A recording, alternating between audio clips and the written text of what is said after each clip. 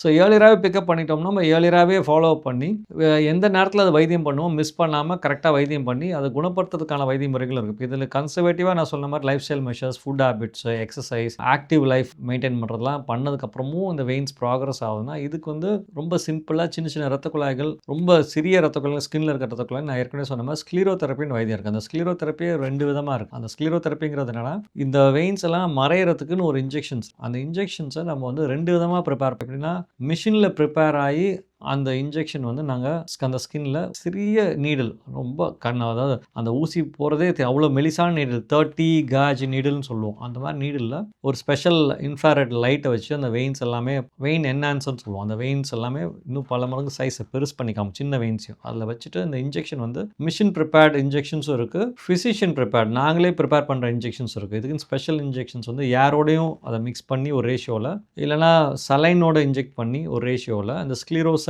ஒரு இன்ஜெக்ஷனை அந்த கரெக்டான ஸ்பாட்டில் போகிறதுனால அந்த வெடிக்கக்கூடிய அந்த வெயின்ஸ் சின்ன சின்ன வெயின்ஸ் ஸ்கின்னு கீழே வெடிக்கக்கூடிய வெயின்ஸ் வந்து நம்ம வந்து அந்த இன்ஜெக்ஷன் போடும்போது அதெல்லாம் இன்ஸ்டண்ட்டாக மறைஞ்சிரும். ஸோ இந்த மாதிரியான ஸ்க்ளீரோதெரபிங்கிற ஒரு ப்ரொசீஜரும் பண்ணலாம்.